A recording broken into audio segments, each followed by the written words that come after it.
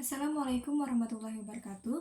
Saya Fitri Julianda dengan NIM 231011622022, kelas A2, Program Studi Pendidikan Bahasa dan Sastra Indonesia, Universitas Lambung Mangkurat Banjarmasin, Angkatan 2023. Di sini saya akan memaparkan beberapa materi sejarah sastra untuk tugas akhir atau ujian akhir semester mata kuliah sejarah sastra. Yang pertama yaitu Pujangga Baru. Pujangga Baru adalah sebuah majalah sastra Indonesia yang avant-garde, yang diterbitkan dari bulan Juli 1933 hingga Februari 1942. Majalah ini didirikan oleh Armin Pane, Amir Hamzah, dan Sultan Takdir Ali Syahbana. Selama masa terbitannya, majalah itu mencakupi ruang gerak yang semakin luas dan lebih banyak memuat tulisan berbau politik. Setelah Kekaisaran Jepang mendudukan Nusantara pada tahun 1942, majalah ini pun tidak dapat diterbitkan karena pemerintah pendudukan Jepang melarang. Suatu majalah lain dengan judul Pujangga Baru diterbitkan dari tahun 1948 sampai 1954. Selama 9 tahun terbit, Pujangga Baru menerbitkan 90 edisi yang memuat lebih dari 300 butir puisi, 5 buah drama, 3 buah antologi puisi, sebuah novel, berbagai esai, dan beberapa cerpen. Latar belakang munculnya Pujangga Baru itu merupakan sebuah reaksi atas banyaknya sensor yang dilakukan oleh Balai Pustaka, yang mana Balai Pustaka ini merupakan angkatan sebelum Pujangga Baru, terhadap karya tulis sastrawan pada masa tersebut, terutama terhadap karya sastra yang menyangkut rasa nasionalisme dan kesadaran kebangsaan. Sastra Pujangga Baru adalah sastra intelektual, nasional, dan elitis. Untuk judul Pujangga Baru ini dapat diartikan sebagai penulis baru, namun istilah Pujangga itu setelah penerapan EYD pada tahun 1972 ditulis Pujangga, mempunyai konotasi lain. Istilah bahasa Jawa, Bujangga, yang merupakan asalnya kata pujangga, berdasarkan suatu kata dalam bahasa Sanskerta yang berkaitan dengan pelajaran agama. Dengan demikian, judul ini menunjukkan bahwa pendiri majalah mempunyai tujuan yang mulia. Angkatan Pujangga Baru adalah angkatan yang lahir dengan terbitnya majalah Pujangga Baru. Majalah Pujangga Baru hadir untuk dijadikan wadah para penulis untuk menyumbangkan karya sastra dan kebudayaan. Kemudian beberapa sastrawan yang termasuk dalam angkatan atau periode Pujangga Baru ini itu antara lain yaitu ada Ali Hasyim, J.E. Tatengkeng, Selasih, Mogasa, Sultan Takdir Ali Syahbana, Sanusi Pane, dan Armin Pane. Kemudian ciri khas karya Pujangga Baru. Yang pertama, puisi jenis balada mulai ditinggalkan dan digantikan jenis soneta. Kata-kata yang dirangkai untuk menulis puisi itu bersifat indah, persajakan dijadikan sarana kepuitisan utama, alur roman, novel, dan cerpen itu bersifat lurus, dan ia bergaya romantik.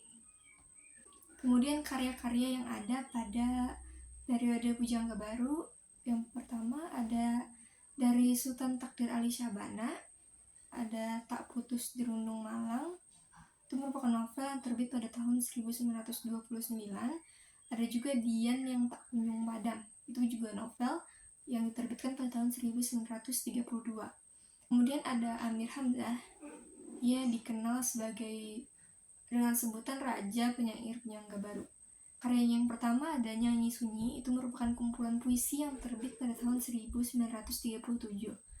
Kemudian juga ada Buah Rindu, itu merupakan kumpulan puisi juga yang terbit pada tahun 1941.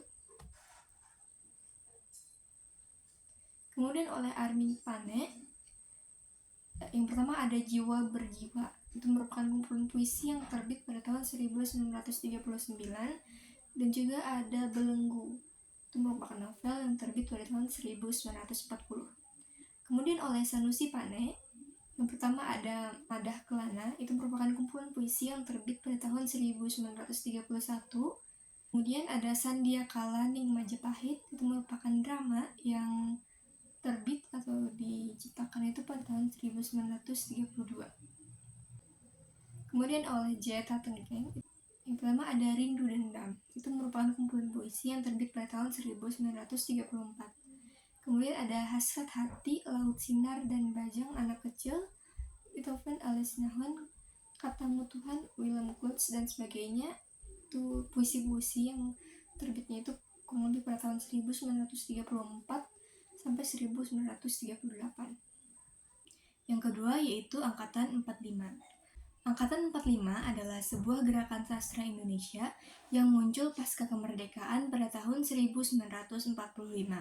Dalam sejarah modern kesusastraan Indonesia, sebutan Angkatan 45 adalah istilah yang merujuk pada suatu pola standar bagi para pengarang yang aktif dalam masa Revolusi Nasional 1945 sampai 1949 dan para penggantinya sesudah revolusi.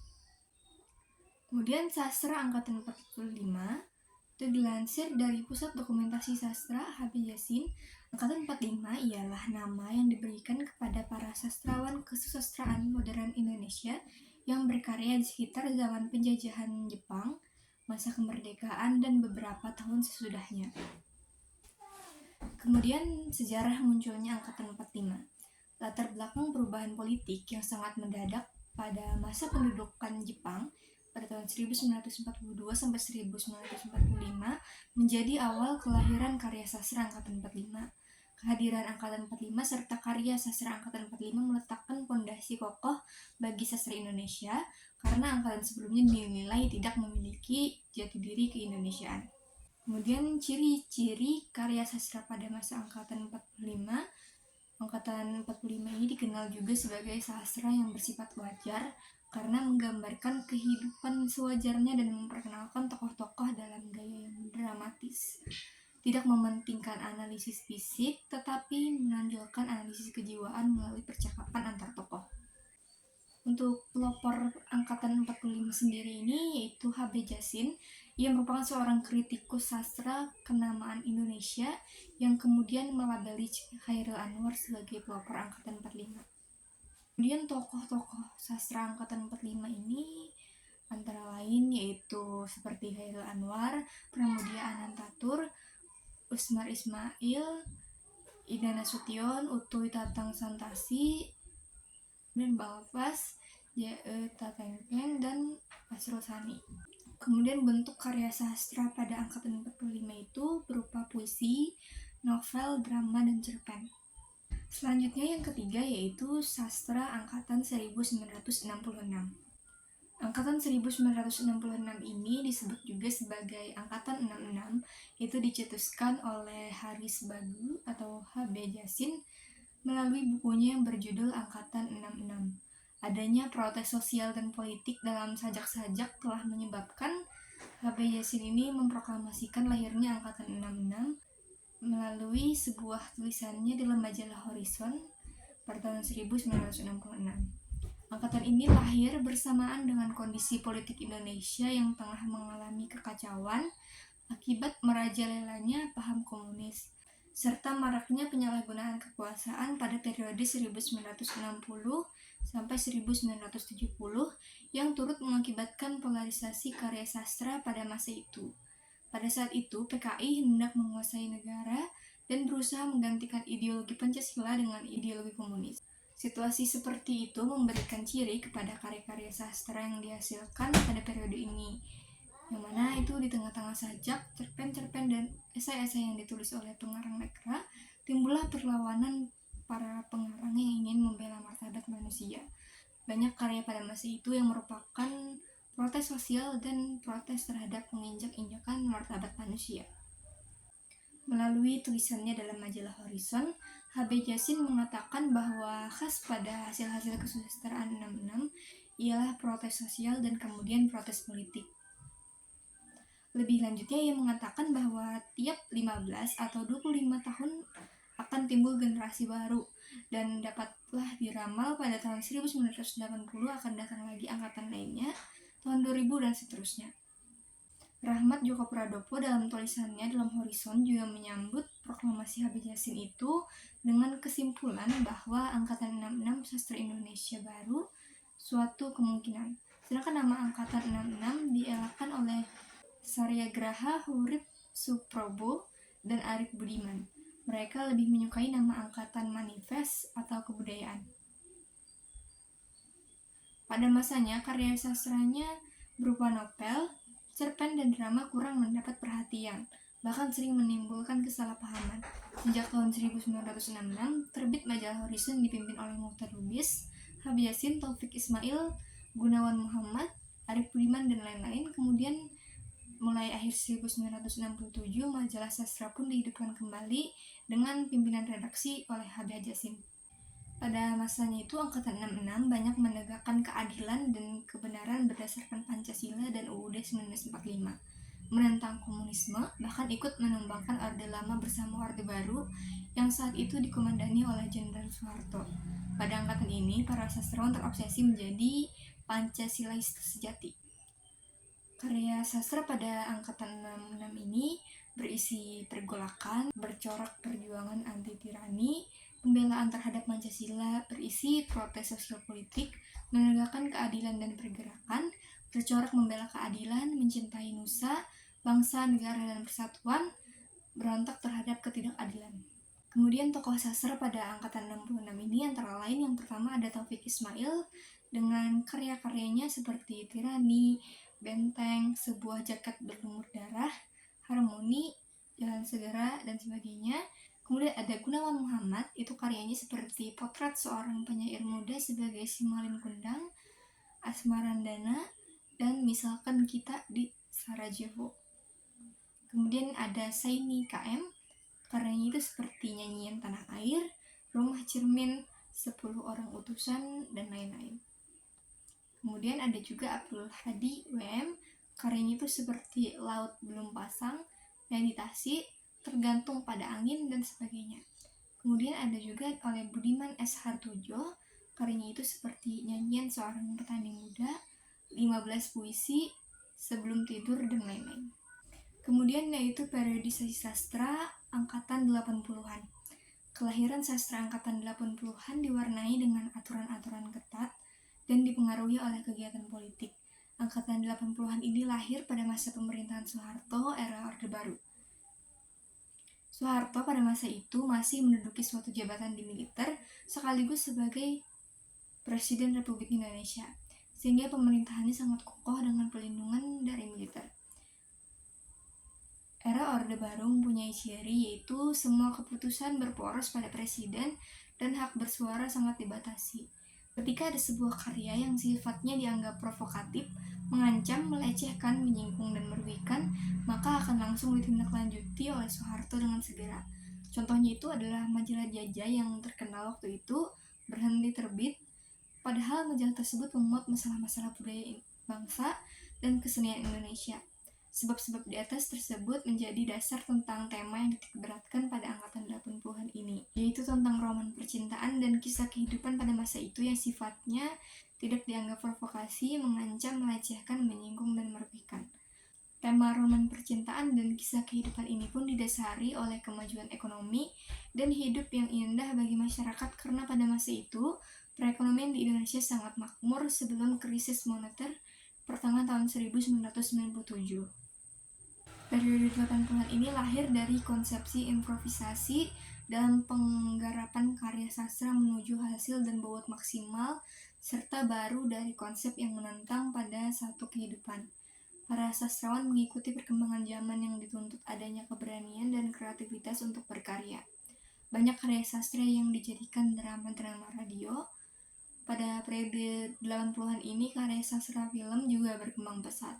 Perfilman Indonesia banyak ditonton dan diminati oleh masyarakat, dan juga sutradara pun aktif menciptakan film-film baru. Misal film yang bertemakan percintaan remaja yaitu Gita Cinta SMA ini banyak mempunyai penggemar baik di kalangan muda maupun tua. Kemudian latar belakang munculnya sastra 80-an. Politik stabilitas, security approach, normalisasi kehidupan kampus, dan asas tunggal merupakan lingkungan tempat para sastrawan era 80-an hidup. Majalah sastra hanya ada horizon dan basis. Tim sebagai pusat kesenian tidak seluas dulu, baik dalam masalah dana maupun kegiatan. Karya sastra yang lahir pada tahun 80-an dipengaruhi proses depolitisasi tersebut. Oleh karena itu, sastra yang muncul pun tidak sesuai dengan realitas sosial, politik, serta tidak menunjukkan kegelisahan dan kesakitan kolektif masyarakat pada masa itu. Globalisasi dengan ekonomi sebagai panglima menempatkan pusat dunia tidak lagi pada lembar-lembar diskursif sastra. Jargon-jargon politik yang hiruk-pikuk dan menakutkan telah berlalu. Mereka digantikan oleh jargon-jargon modisme yang meriah, kerlap-kerlip, dan tidak terasa menakutkan. Ditambah lagi terdapat ancaman pemberedalan terhadap karya sastra dan faktor-faktor keamanan lainnya. Kemudian karakteristik sastra angkatan 80-an, yang pertama itu puisi yang dihasilkan bercorak spiritual, religius, seperti karya yang berjudul Kubakar Cintaku, karya Emba Ainun Najib. Sajak cenderung mengangkat tema tentang ketuhanan dan mistikisme. Sastrawan menggunakan konsep improvisasi.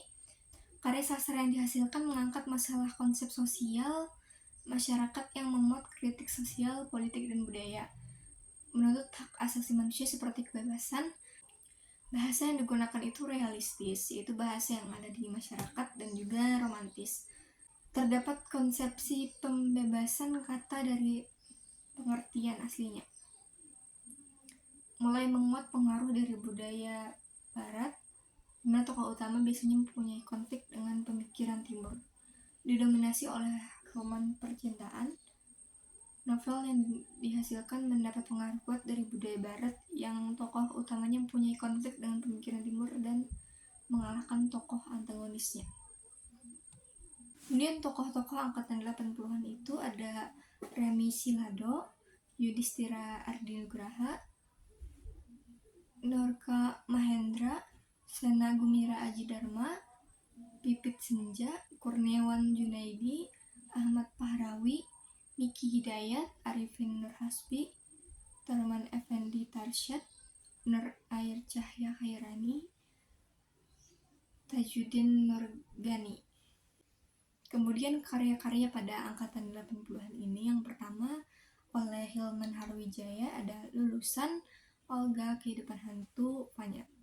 Kemudian oleh Ahmadung Yosi Harpanda itu ada seperti Ladang Hijau, Sang Matahari, Sajak Penari. Kemudian dari Margate itu ada Sepotong Hati Tua, Bukan Impian Semusim, Gema Sebuah Hati. Kemudian yang keempat ada dari NH Dini, itu berjudul Pertemuan Dua Hati, Hati yang Damai, Orang-orang Terang. Kemudian oleh Mira Wijaya, di sini Cinta Pertama Kali Bersemi, Sepolos Cinta Dini, Cinta Tak Pernah Berhutang. Kemudian kualitas sastra angkatan 80-an ini, yang pertama itu kelebihannya itu memiliki wawasan estetik yang luas, bertema tentang roman percintaan dan kisah kehidupan, menekankan pada pemikiran dan cara penyampaian dalam karya sastra. Perkembangan zaman yang dituntut adanya keberanian dan kreativitas untuk berkarya. Periode 80-an ini, karya sastra film juga berkembang pesat dan tumbuh sastra yang beraliran pop.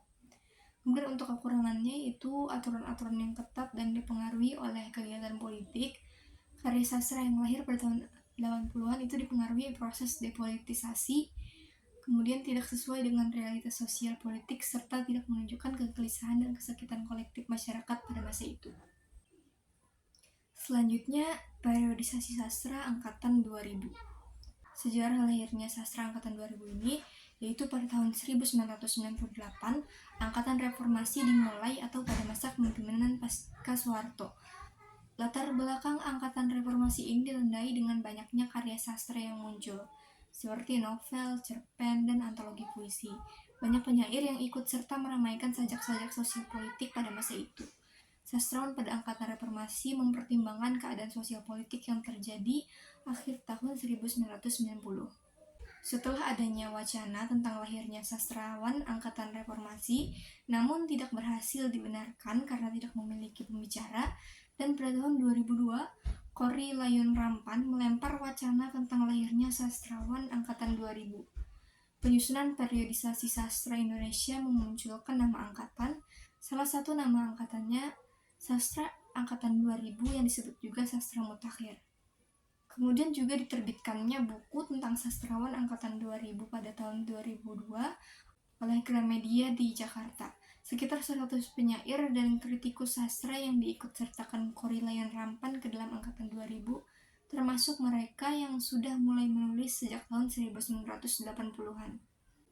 Berikut beberapa peristiwa yang terjadi di masa sastra angkatan 2000-an. Yang pertama itu adanya muncul fenomena yang disebut dengan sastra wangi. Ini merupakan kontroversial yang dipicu oleh terbitnya sebuah karya sastra fiksi berlatar belakang seksual dari tangan segelintir penulis perempuan muda.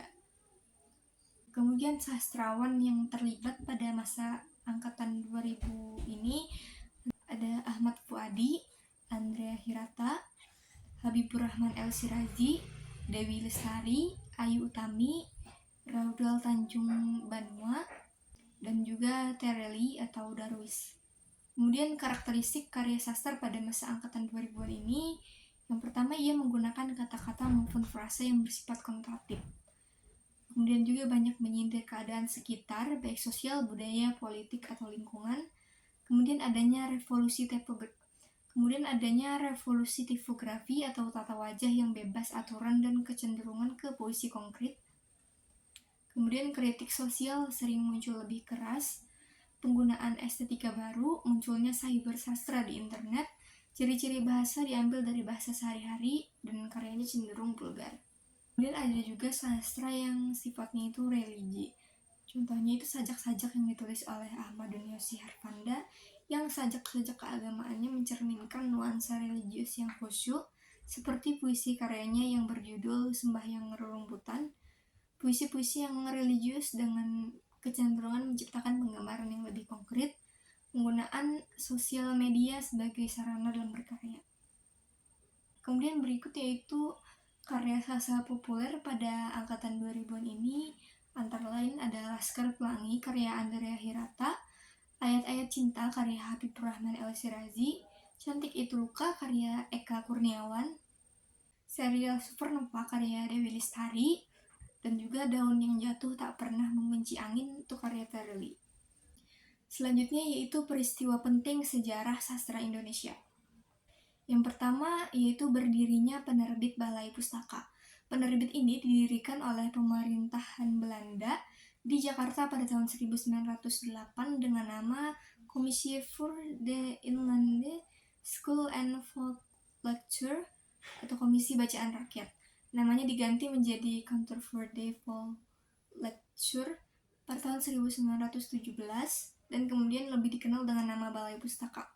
Balai Pustaka adalah angkatan yang sangat berpengaruh pada perkembangan perpustakaan baru, terutama yang ditulis dalam huruf Latin.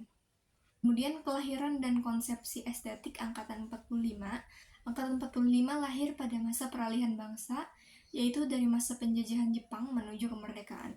Kelahiran dan konsepsi estetik angkatan 45 tercermin dalam karya-karya sastra yang dihasilkan pada masa itu, yang merupakan hasil dari perubahan politik yang mendadak pada masa pendudukan Jepang dan masa revolusi di Indonesia.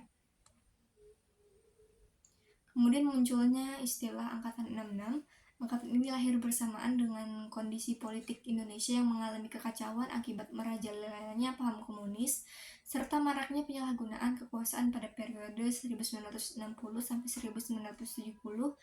yang mengakibatkan polarisasi karya sastra pada masa itu. Angkatan 66 memiliki cita-cita untuk melakukan pemurnian pelaksanaan Pancasila dan melaksanakan ide-ide yang terkandung di dalamnya. Kemudian manifest kebudayaan. Manifest kebudayaan adalah sebuah deklarasi yang dibuat oleh sekelompok penulis dan intelektual Indonesia pada akhir tahun 1963 yang mengusung humanisme universal. Manifesto kebudayaan mengutamakan bentuk kesenian yang mengabdi pada kepentingan rakyat. Manifest ini lahir sebagai respon terhadap dominasi dan tekanan dari golongan kiri yang beraliran realisme sosial, yang dipraktekkan oleh seniman yang terhimpun dalam Lembaga Kebudayaan Rakyat atau Lekra. Manifest ini menolak hubungan antara kebudayaan dan kekuasaan yang dianggap sebagai upaya politisasi gerak kebudayaan. Kemudian munculnya majalah Pujangga Baru. Angkatan Pujangga Baru memiliki gerakan sastra yang muncul pada tahun 1933 di Indonesia. Angkatan ini dikenal sebagai sastra intelektual, nasionalistik, dan elitis, serta dianggap sebagai bapak sastra modern Indonesia. Karya sastra pada angkatan ini mulai menyinggung masalah nasionalisme, kesadaran berbangsa, emansipasi, dan politik, sehingga memberikan kontribusi penting dalam pengembangan sastra Indonesia. Selanjutnya yaitu fenomena sastra koran, sastra perempuan, dan sastra pop. Ini bisa diartikan sebagai salah satu bentuk genre yang berbeda. Genre pada karya sastra ada 3, yaitu puisi, prosa, dan drama. Perbedaan tersebut bisa didasari dari perbedaan fisik pada karya sastra itu sendiri. Mereka menyadari betul bahwa sebuah karya sastra itu tidak akan bermakna jika tidak mendapat apresiasi masyarakat. Sebagus dan sehebat apapun karya sastra itu, jika tidak dipublikasikan, tidak ada artinya. Kemudian karya dan penulis sastra koran. Yang pertama ada Jatuh dari Cinta, itu karya Benny Arnas yang diterbitkan di Bandung oleh penerbit Grafindo pada tahun 2011. Kemudian ada Satu Hari Bukan di Hari Minggu, itu karya Yeti AKA, itu diterbitkan di kota Yogyakarta oleh penerbit Grace Publishing pada tahun 2011. Kemudian ada juga Pelangi Sastra, Ulasan dan Model-Model Apresiasi, itu karya Agus Sri Danardana yang diterbitkan di kota Pekanbaru oleh penerbit Palagan Press pada tahun 2013. Kemudian sastra perempuan. Dalam sastra perempuan seringkali menjadi topik yang diangkat dan diperbincangkan, bahkan kerap menjadi lakon atau pemeran utama. Di dalam karya sastra, perempuan selalu ditempatkan sebagai objek kajian, baik dalam puisi, cerpen, novel, maupun lainnya. Kentalnya budaya patriarki di zaman kerajaan yang masih terus diturunkan hingga saat ini membuat wanita tidak memiliki hak apapun atas hidupnya. Ketidakpuasan terhadap keadaan yang menghimpitnya menjadikan perempuan Indonesia mulai menggeliat. Hal itu pun merebak ke sendi-sendi kehidupan yang lain, sastra salah satu contohnya. Kemudian beberapa sastrawan perempuan itu ada Ayu Utami, kemudian Dewi Lestari, dan juga Jenar Maesa Ayu. Selanjutnya yaitu sastra populer. Sastra populer adalah karya sastra yang cenderung menggunakan bahasa sehari-hari di kalangan remaja. Karya ini sering disebut karya pop, dan menurut KBBI pada tahun 2018. Sastra populer merupakan bentuk-bentuk sastra yang mempunyai akar pada kebutuhan, cara berpikir, pengetahuan, problema, dan selera orang-orang kebanyakan. Sastra populer juga merupakan sifat yang lebih mudah dibaca dan dipahami karena hanya menyampaikan jalan cerita semata, sehingga yang terlihat hanya masalah itu-itu saja. Sastra populer tidak dapat dipisahkan dengan kebudayaan populer, karena sastra populer terlahir dengan rasa semangat kebudayaan populer. Salah satu karya sastra populer yang banyak disukai dan dinikmati oleh masyarakat adalah novel Laskar Pelangi. Laskar Pelangi merupakan karya sastra pertama oleh Andrea Hirata. Kemudian beberapa contoh karya sastra populer di Indonesia. Yang pertama ada Siti Nurbaya oleh Marah Rusli, itu terbit pada tahun 1922. Kemudian ada roman Tenggelamnya Kapal Van der Wijk oleh Hamka, terbit pada 1938. Kemudian ada novel Laskar Pelangi oleh Andrea Hirata, puisi Malu Aku Jadi Orang Indonesia oleh Taufik Ismail, puisi Hujan Bulan Juni oleh Sapardi Djoko Damono, dan juga ada novel Ayat-Ayat Cinta oleh Habibur Rahman El Shirazi. Sekian pemaparan materi dari saya. Apabila ada yang kurang mohon dimaklumi. Terima kasih. Wassalamualaikum warahmatullahi wabarakatuh.